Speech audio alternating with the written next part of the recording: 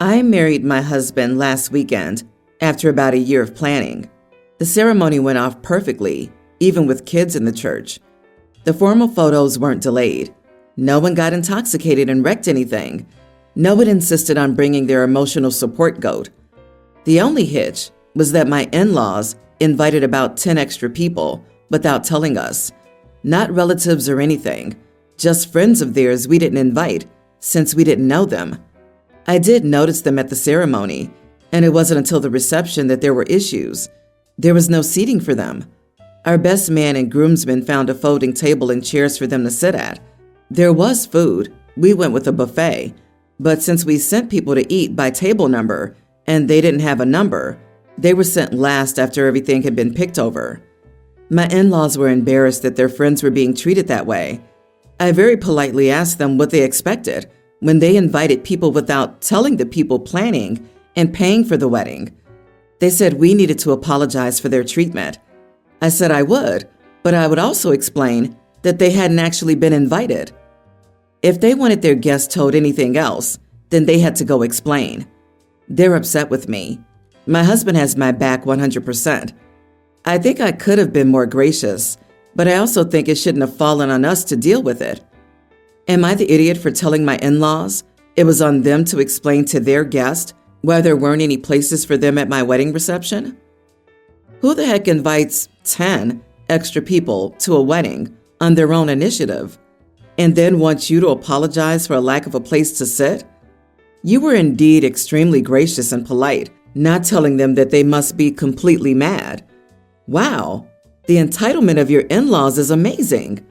You were not the idiot, and what the heck? Not only did we invite 10 strangers, but you need to drop everything going on during your wedding reception. It's not like you're stressed or doing anything else. And apologize to these freeloaders that they had to go to the buffet line last. That's all on your in-laws, and now you need to be watching for future similar behavior and nip it in the bud. Hoping not to see, am I the idiot for disbanding in-laws' surprise baby welcoming party at our home that I was expected to host when we arrived with a newborn from the hospital? OP, start setting firm boundaries now, or you'll be dealing with this type of nonsense all the time. An extra 4 people showing up at the hospital and expecting to go into the delivery room with you. An additional 15 people at the baby's baptism and not enough cake to go around.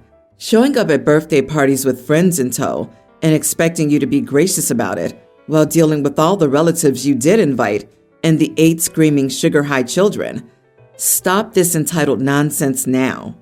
Your in-laws are, of course, entirely out of line and are the idiots here, but the people they invited are also idiots for even showing up. They didn't receive an actual invite. Is this their first day on earth? Do they not know how weddings work? They didn't think it was odd that their invitation was a verbal one from the groom's parents and not a physical paper one sent in the mail by the couple? Did they even bring gifts? Of course not. I could see the in-laws being like, hey, there's space. Want to come? The uninvited guests probably just took them at their word. I am very glad that you and your husband are in sync about this. If your in-laws push it any further with you, I suggest you have him talk to them, as he can be much more direct and blunt about the complete idiocy they're displaying. My husband's brother lives out of state with his family, and they come a few times a year to visit, either staying with mother-in-law or with us. For the most part, I love having them here. My issue might seem petty, but it's been going on for so long now, it feels malicious. I don't know, maybe I'm insane, so I'm here.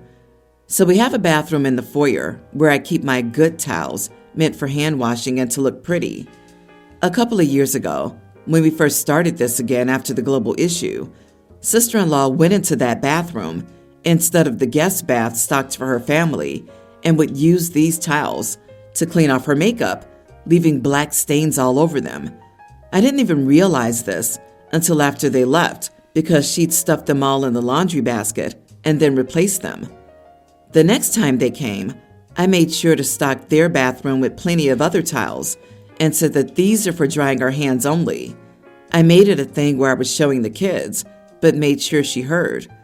It's the same thing. She used them to clean up when her kids spilled stuff, wipe her makeup, etc.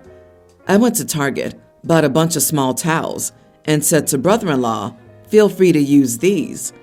The only time he had used them was when one of the kids cut themselves badly, and I understood that because it was an emergency, but also RIP, a beautiful white towel. So then the last time they were here a few months ago, I didn't even put out the good white towels. And the second day, she'd gone into the linen closet and pulled out some.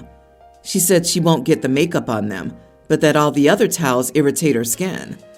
Now they're talking about coming for the holidays, and I told my husband she has to promise not to use my good towels. My husband asked if I was serious, and I said yes, seriously. He said, "Oh, so he should have just let the kid bleed?" And I said I didn't care at that time, but sister-in-law uses them, I feel like, on purpose. I said either tell them that or I'm hiding the towels, and then you'll see. And he thinks I'm nuts. Am I the idiot? Not the idiot.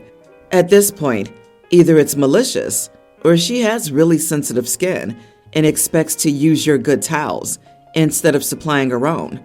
I say hide them when they come, not just in a linen closet, like in your room or something. But that doesn't really solve the problem of disrespect for not just following your clear wishes in your home. I just don't understand the rudeness of people. Who does that? OP, simply remove her access to your good towels. Bag them up and put them in the trunk of your car if needed, and leave them at work or with a friend. And when asked where they are, just say you bought new ones. There's more going on here. It sounds like she's jealous of you or your home. Is there a financial or lifestyle discrepancy between your households? Your sister-in-law is intentionally ruining your towels. What else is she doing when you're not watching? If they come back, I'd install cameras in the common areas. Your sister-in-law can scrub her super sensitive skin with something from a 20-pack of rags in the automotive department at Walmart when at your house. Or bring her own darn towels. This isn't about towels. Sister-in-law's fuming with great anger and taking it out on the towels. Get cameras, OP. Please put all of your good things and valuables out of her reach, like at your parents' home or the home of a friend or a neighbor. If she doesn't have any towels to wreck, she'll find something else that's nasty to do. Right now, your husband thinks that you're an alarmist. He'll feel differently if she does something in front of a camera. This behavior seems beyond even the meanest of the mean girls. Something's really wrong with sister-in-law, and it could escalate. I'm 29 and my husband is 34, and we have no kids yet. We've been married for 2 years now. His best friend's family of 4 invites themselves over to our house for a night out every other weekend without a formal invite. But my husband cannot say no every time they ask. They're persistent in asking if they can come over, even if we say no for a weekend. And when they come over, it's at least $100 in expenses just for groceries, since we'll be cooking the dishes and the snacks the kids love. I tried talking to my husband about not having them over so often, and his only reply is he can't say no to them every time. If we do say no for this weekend, they'll follow up for the next. In this entire thing, I don't even feel like I'm hanging out and having a good time. I just feel stressed and tired from hosting them through Saturday and Sunday. I was successful for about 3 months in avoiding them by planning all weekends out with other friends or just us traveling. And one weekend, I refused to allow them to stay over and cook meals for them. My husband was acting up. He was so hurt, but I need to rest up for my work week and de-stress. During this phase, I wasn't allowing them to stay over. My husband visited them once, and they told him that their younger daughter, a toddler, misses coming home. She always wears a backpack and says, "Let's go to Uncle's house." My husband comes to me with teary eyes, telling me about this emotionally, and now they're trying even harder to come and stay over every other weekend. I really need to get out of this situation and stop feeling obligated to have them over. It's stressing our relationship, financially, mentally, and physically. I'm looking for suggestions to help me handle this situation better. Am I the idiot for not wanting my husband's best friend's family over every other weekend to stay over? Not the idiot. Good Lord, every weekend? They're tacking up the bills and eating your food. What's wrong with their place? Are they really poor with no electricity or something? This is crazy. Honey, you have a husband problem. This is bizarre behavior. He's in an emotional relationship with these people. Ask him which one he's sleeping with or in love with, because it sure isn't you. He's treating you like a servant. It's just getting so much out of hand. I'll bet you this. Your husband isn't inconvenienced by any of the prep that goes into hosting, is he? You do all the cooking, cleaning, and planning. Well, stop that. When they come next, you lock up all your valuable and precious things, take the key, and apologize to the unwanted guest, but you made plans that you can't cancel. But your husband will look after them, etc., and leave. Spend a relaxing day at the beach, library, movies, spa, or all of these things. Go meet friends. Spend as much money as he is on his cheap friends. Your savings will take a hit, but give it a go anyway. You can point out that spending money on his friends every weekend means you don't get to spend your money on things you like. How fair is that? Also, why not point blank ask when they'll return the favor? Honestly, I would have already asked them flat out why they felt entitled to your hospitality without an invitation, but never ever returned the favor. Point out the unfairness and ask why they're okay taking advantage of their supposed best friends. You can also be direct and tell them you can't afford to host them so frequently, so they either need to come with groceries or Venmo their share. I can't imagine my home being invaded every 2 weeks and my spouse being so dense. I have 3 girls, and we still like to do girl trips for the day. My son got married to a girl named Beth. Now, before her first kids, daughter-in-law was average weight, and after, it got a lot worse. Her only kid is a pre-tween at this point, and she hasn't lost the weight. It's bad enough that she needs constant breaks while walking. I used to like her, and now I don't, due to how she acts. Everywhere we go with her, she constantly complains that she's tired. The last girl's trip to the mall was spent sitting on a bench half the day since she needed constant breaks. If you try to leave, she'll go on about abandoning her. It's annoying. I invited the girls to go to a farm for a pumpkin patch and pick some apples. It has big orchards and a ton of walking. We went, it was a great time, and some pictures went on Facebook. I got a call from Beth asking why she wasn't invited. I lied, saying it was just a family trip, and she accused me of lying. I had enough and I told her the truth. I told her she wasn't invited due to her weight. She forces us to stop all the time, which ruins the trip most days since we don't get to do half the stuff. She called me a jerk and hung up.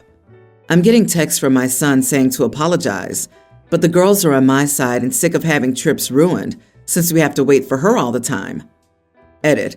We've done plenty of things that are not physically taxing with her, but even the small stuff, she ends up on a bench half the day. We went to a small mall, half the day on the bench. It was window shopping. She's obese. Her ankles are swollen from her weight. The connection between her weight and not walking far without a break is obvious. We're sick of having trips ruined since we must always wait for her. At the risk of being called fatphobic, good for you. You are not the idiot. Why should your trips revolve around her? Why should you be forced to plan outings within your daughter-in-law's step limit?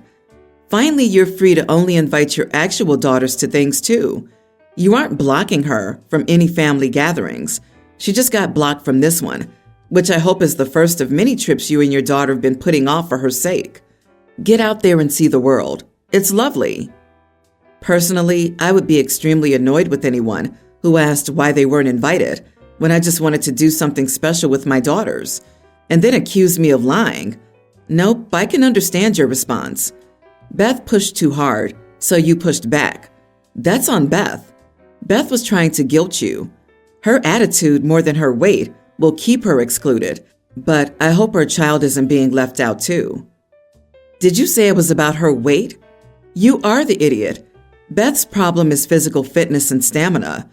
This might be related to weight, but making it about her size was an idiot thing to do. Plenty of larger people get on with it.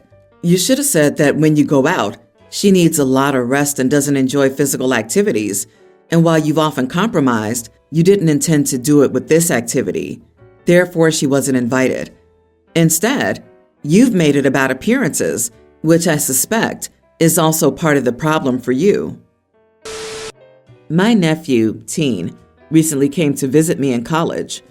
I learned that he's been wanting to get a buzz cut for a couple of months now, but his mom, my sister, has absolutely forbidden it since she feels it would make him look like a thug. I think it's a bit ridiculous. He's a teen, a junior in high school, and at the age kids can drive. So I think he's very much old enough to make his own decisions regarding something impermanent like hair. I said as much to him, and he asked if he could use the electric razor I had to get a buzz cut. Obviously, this was a case of him going over his mom's head. But as I said, I think she was ridiculous, so I told him to go ahead.